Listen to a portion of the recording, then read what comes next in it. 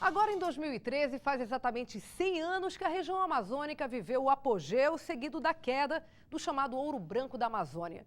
O Viagens pela Amazônia preparou 2 programas especiais para lembrar fatos que marcaram para sempre a história da nossa região. Agora, no segundo programa, a servidão na selva, como a borracha foi determinante para a formação do estado de Rondônia e as tentativas de fazer a borracha da Amazônia manter-se viva no mercado internacional.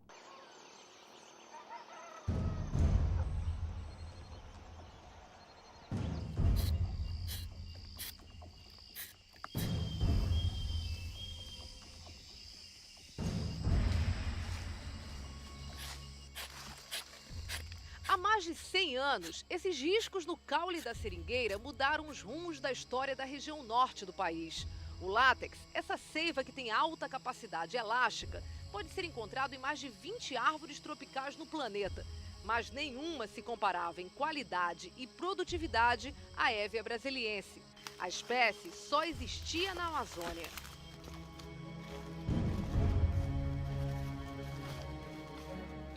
Mas para tirar o látex da árvore, era preciso mão de obra, que veio do Nordeste brasileiro.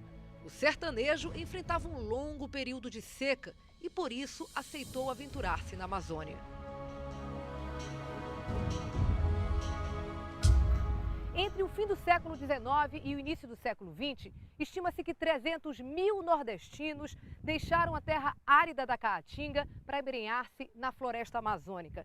Não imaginavam que a floresta seria os muros de uma prisão, um cativeiro. Nunca os acompanhou um só agente oficial ou um médico. Os banidos levavam a missão dolorosíssima e única de desaparecerem. E não desapareceram. São os migrantes do primeiro ciclo da borracha que redesenharam o mapa da região amazônica. O fotógrafo alemão Albert Frisk documentou o dia a dia de um seringal no fim do século XIX. Estas fotos e as do conde italiano Ermanno Stradelli estão entre os raros registros dessa época. Estamos indo para o Museu do Seringal, a 30 minutos de Manaus. O lugar foi cenário para o filme A Selva. Hoje recebe turistas interessados em conhecer a história da região. Tudo aqui é bem real, parece uma viagem no tempo. O museu nos faz refletir.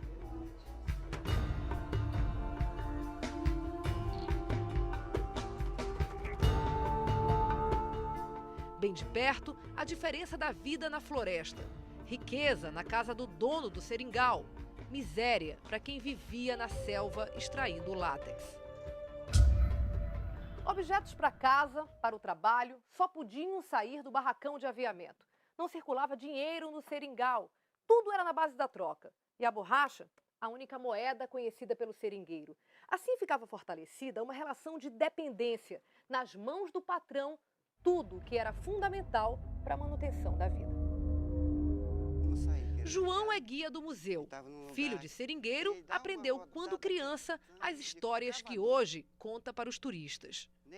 Os seringueiros, quando chegavam no seringal, eles já estavam endividados, devendo a passagem, a comida, e o terminar de se endividar aqui no barracão de aviamento, pegando os instrumentos de trabalho.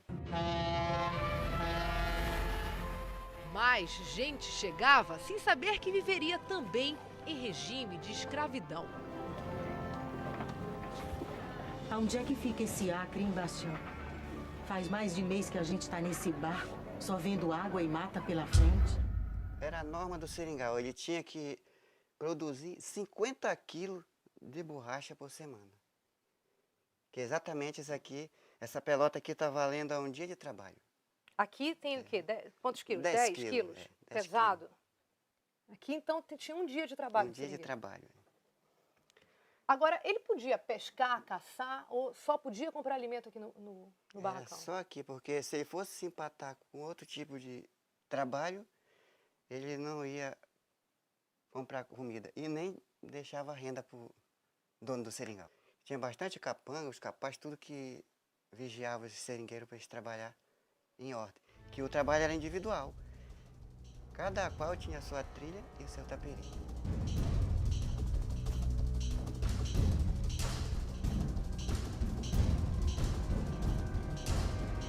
Tapiri como este, feito de palha e madeira, onde o látex líquido era defumado até virar essas sólidas pelotas de borracha.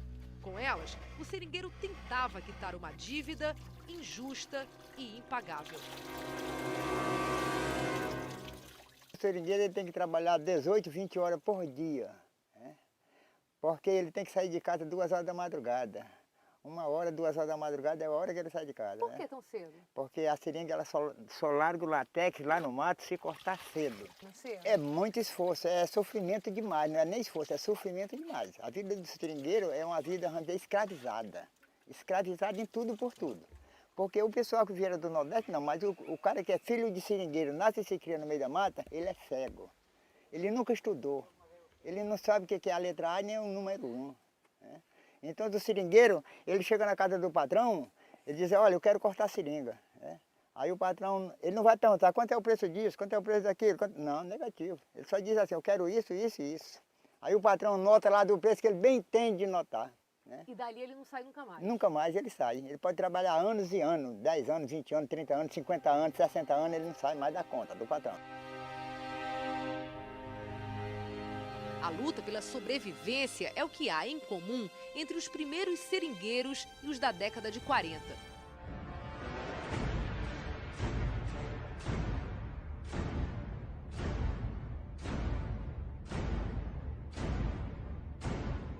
Em 1942, em plena Segunda Guerra Mundial, os japoneses controlavam os seringais da Malásia. Já faltava borracha para abastecer a indústria de guerra dos aliados. A atenção dos americanos, então, se voltou para a Amazônia, berço das seringueiras. Foram assinados acordos, abertos bancos de crédito, financiada a volta dos seringais que estavam praticamente abandonados. Mas onde conseguir mão de obra para a chamada Batalha da Borracha? Esses homens fazem parte de um contingente de 55 mil brasileiros mandados para seringais na Amazônia em nome da Grande Guerra. Um capítulo de nossa história sem honrarias ou glórias, que permanece vivo apenas na memória dos soldados da borracha. Em todas as regiões do Brasil, homens de todas as idades eram convencidos a virar seringueiros. Mas foi do Nordeste que saiu a imensa maioria. Seu Antônio trabalhava em um alambique, na Bahia, quando foi procurado por um oficial do Exército. Teria que escolher. Que a guerra é para matar e morrer de certo. Eu digo, não, eu vou para a Amazônia, que a Amazônia não mata e morre. Me enganei. Por quê? Morreu mais gente no Amazonas do que lá na guerra. É triste. Chega às 6 horas da tarde, de noite. Uma das mais trágicas histórias foi vivida por este homem. O pai dele saiu do sertão do Ceará para trabalhar como soldado da borracha.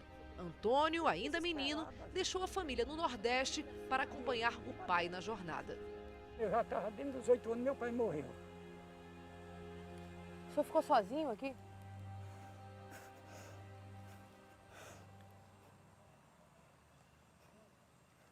Como foi esse tempo, seu Antônio? Eu me lembro porque eu sozinho para enterrar meu pai. Não era escravo. Aí o patrão disse que eu não saía de lá enquanto não pagasse a conta. O senhor tinha 8 anos? 8 anos. E você teve que pagar a conta que Sim, o seu do pai... rancho, naquele tempo a gente fazia aviação, né? Não era rancho, aviação. Por um ano. Meu pai tinha feito. E aí eu fiquei trabalhando para pagar a conta, como escravo.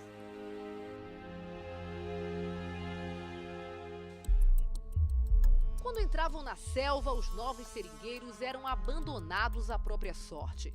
Milhares de homens morreram de doenças, fome, maus tratos num regime de semi-escravidão. Quando as bombas cessaram, a borracha da Amazônia perdeu novamente o valor no mercado. Heróis anônimos que não estão nos livros de história se reúnem em associações como esta, em Porto Velho. Alguns ainda lutam pela aposentadoria. Daqui a pouco, Fordlândia, como está a cidade americana criada no meio da floresta, e as tentativas de fazer a borracha da Amazônia ganhar novamente mercados.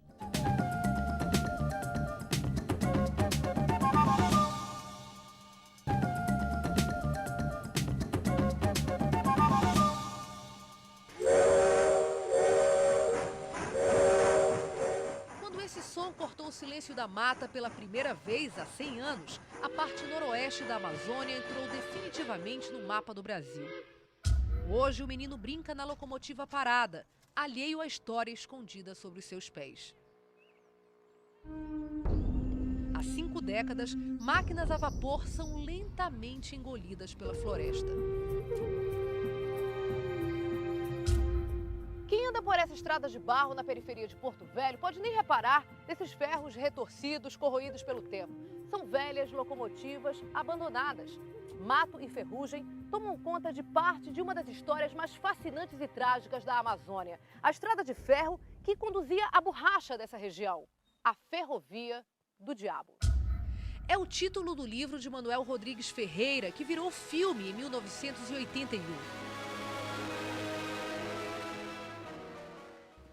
Em 2005, a Madeira Mamoré foi para a televisão na minissérie Média Maria, baseada no livro de Márcio Souza. Na mata, doutor!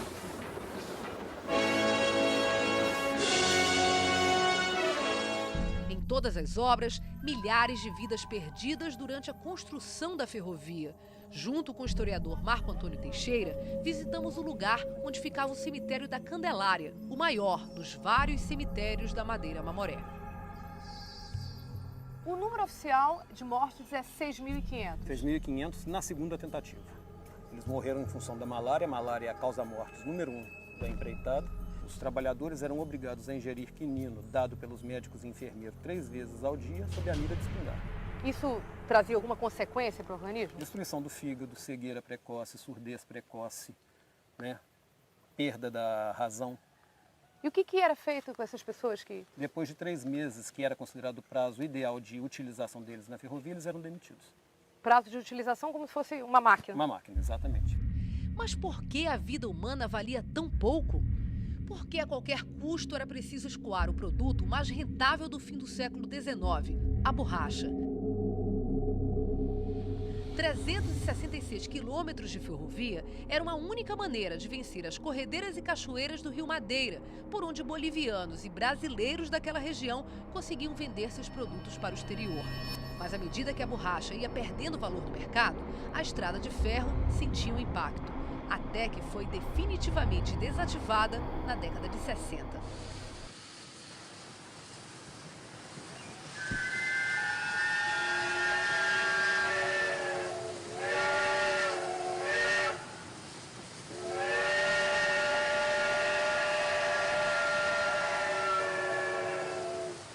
As poucas peças que sobraram dos tempos da Madeira Mamoré estão neste galpão e devem ir para um museu. Por enquanto, o único símbolo restaurado é a Praça Memorial, onde foi fundada a cidade de Porto Velho, e a antiga sirene que toca todos os dias pelas mãos de Lourdes. Tem pessoas ali, quando eu toco a sirene, choram, sabe? Porque não era para ter acabado.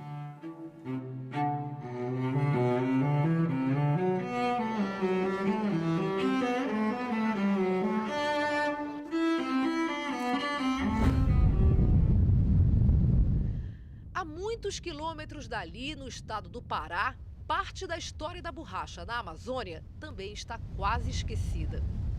As águas verdes apontam um caminho, 5 horas subindo o Tapajós e chegamos a uma vila diferente de qualquer outra na Amazônia. Tudo aqui foi plantado por um sonho. 1926, o magnata americano Henry Ford conseguiu no Pará uma concessão de 2 milhões de hectares de floresta. As seringueiras plantadas aqui iriam produzir borracha suficiente para fabricar 50 milhões de pneus por ano.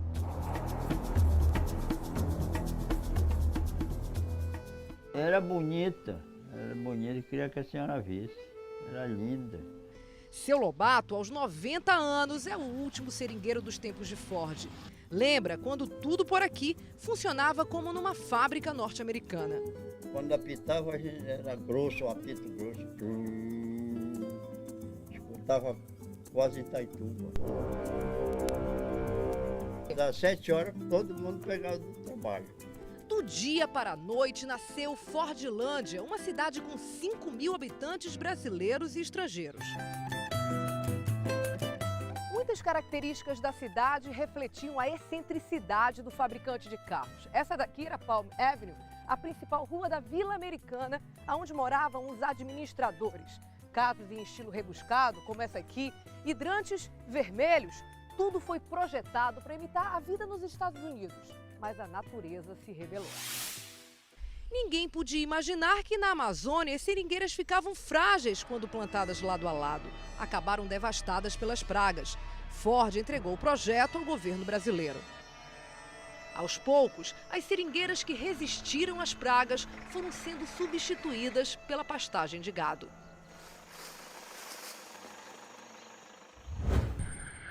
Ano após ano, a cidade de Ford foi sendo engolida pelo descaso. No velho hotel, piscina vazia. Nos armazéns, máquinas enferrujadas, carros abandonados, depósito ainda com ferramentas. No armário, documentos sucumbem ao tempo, à espera de alguém que se preocupe com a história.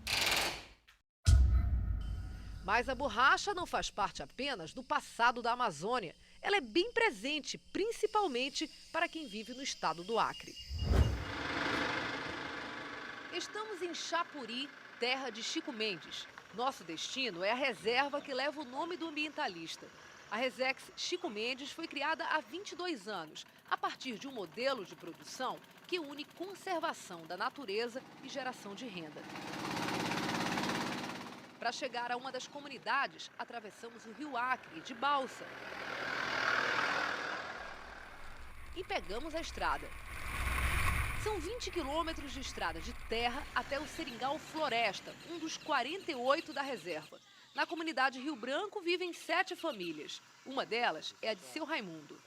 Seu Raimundo tem 49 anos. Desde que ele tinha 7 anos de idade, ele corta seringa. Essa é a rotina diária, né, seu Raimundo? Essa que a gente vai entrar agora é uma das estradas. É uma das estradas de seringa. Tem quantas árvores aqui? 170. 170. É. E como é que o senhor sabe? Porque assim, a gente olha, não parece ter uma estrada. A mata fechada. É porque aí tem um caminho que passa nas árvores tudinho, uma por uma. Aí a gente conta e por isso que a gente sabe que tem 170. O senhor pode mostrar pra gente? Pode. Então vamos lá.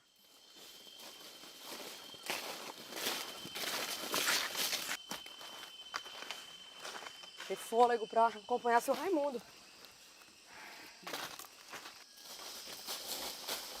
Seu Raimundo tem 3 estradas de seringueiras. Estrada é modo de falar. Na verdade, são pequenos caminhos abertos na floresta. Quantas horas o senhor anda por dia nesse seringal, seu Raimundo? Aqui tem vezes que quando a gente está andando mais numa marcha menor, a gente gasta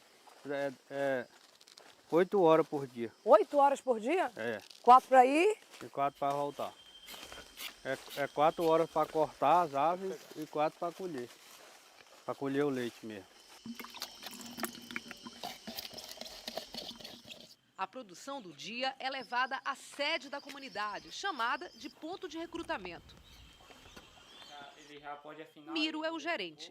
Ele recebe o látex nativo e mistura com amônia, que serve como conservante. De 15 em 15 dias é tirada uma amostra para pesagem. Primeiro é acrescentada água boricada para eliminar a amônia e assim sentir, pelo cheiro, se o látex está bem conservado. Quanto maior o percentual de borracha na mistura, maior é o lucro do produtor. A nova amostra vai para uma balança de precisão.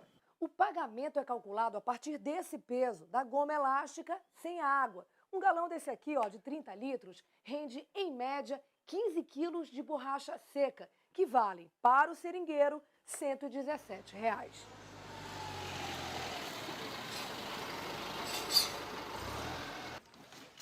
Da floresta para a indústria, que fica aqui mesmo, em Chapuri. 100 milhões de preservativos por ano saem daqui para o Ministério da Saúde, que distribui as camisinhas em campanhas de prevenção a DSTs e AIDS. A capacidade elástica da borracha de seringueiras nativas é maior que a das árvores cultivadas. Ela passa com louvor nos testes de pressão de estouro. Estica 40 vezes o próprio tamanho, mas que o dobro do exigido pelas normas de segurança.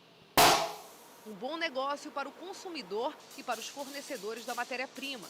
São 250 toneladas de borracha por ano, compradas de 700 famílias da região que vivem na área da reserva.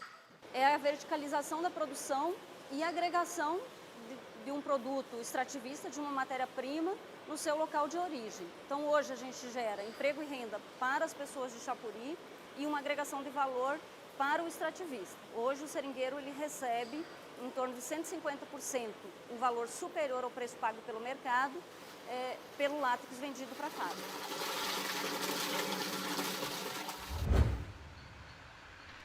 Mas a região investe também na busca pelo conhecimento para vencer as pragas que atingem as plantações da Amazônia.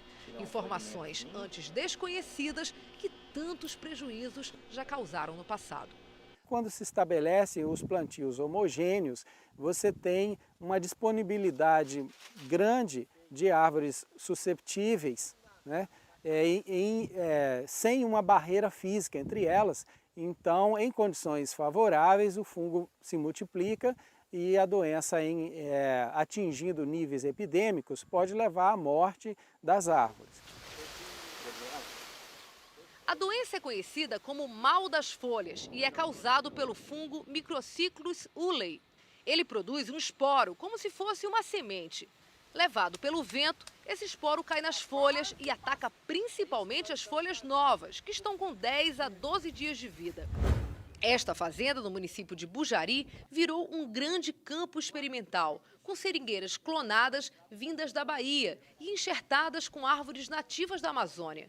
14 variedades de clones estão sendo testados. Foram plantadas aqui mais de 2.600 mudas de clones de seringueira. A espécie que deixou a região há mais de um século volta com melhoramentos genéticos. São árvores bicompostas. A partir daqui, ela é de uma seringueira nativa, essa parte mais grossa. Daqui para cima, um clone mais produtivo e resistente. Seu Paulo, dono da fazenda onde os clones foram plantados, espera começar a extração da borracha nas seringueiras no fim do ano. E ele tem motivos para estar otimista. Árvores plantadas pelo pai dele há mais de 20 anos produzem 15 toneladas de látex por safra. Hoje representam mais de 40% da receita da fazenda e fazem Paulo ter uma certeza. Quem tem um projeto desse aqui tem uma mina de ouro. É um investimento a longo prazo, mas em compensação a produção é a vida toda. Perseverança, tecnologia e o ouro branco da Amazônia pode deixar de ser passado e fazer parte do futuro da região.